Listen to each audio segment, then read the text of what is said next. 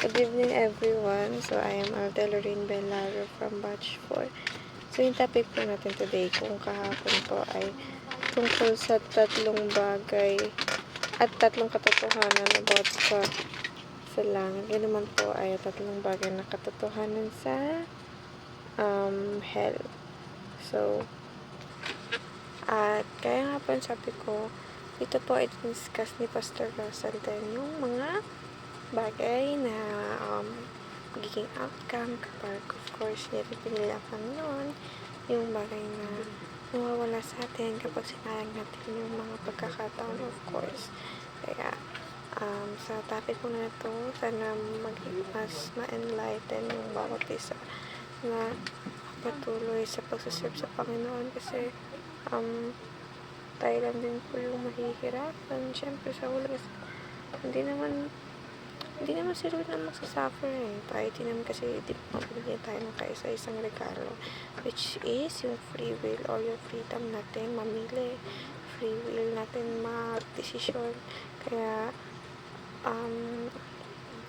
sa makikita kasi dito kung paano natin ginagamit yung bagay na yun para tayo mag-desisyon para sa sarili natin. Ito ba ay makakalugod sa Panginoon or hindi? Kaya nga diba sabi dun sa message is, this is a place where we reject God. Ito yung place na yun kung saan nireject mo ang Panginoon.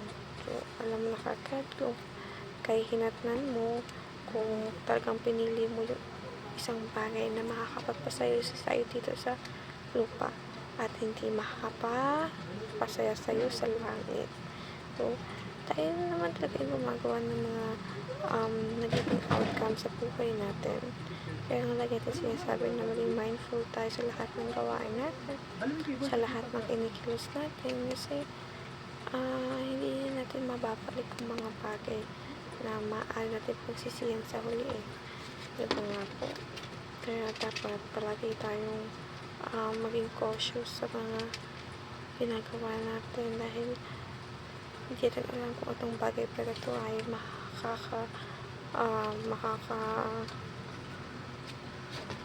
makakasira ng buhay natin at ganoon na rin sa makakasira ng relasyon natin sa Panginoon. Kaya naman po, ini-encourage ko ang bawat isa na magkaroon ng komunikasyon sa Panginoon, magkaroon ng connection sa Lord. Sa ganun, kahit hindi man ngayon maintindihan kung bakit, pero as time goes by, maiintindihan mo kung bakit karapat-dapat ng Panginoon na punin. Kasi dapat talaga hindi nila ito sinasabi. Dapat ang bawat tao alam na talaga agad. Kasi sino bang creator natin ng Panginoong Diyos? Sino ba? Kailan tayo nang mula? Kasi lahat ng mga bagay na meron tayo ngayon, saan galing? Kay Lord, diba?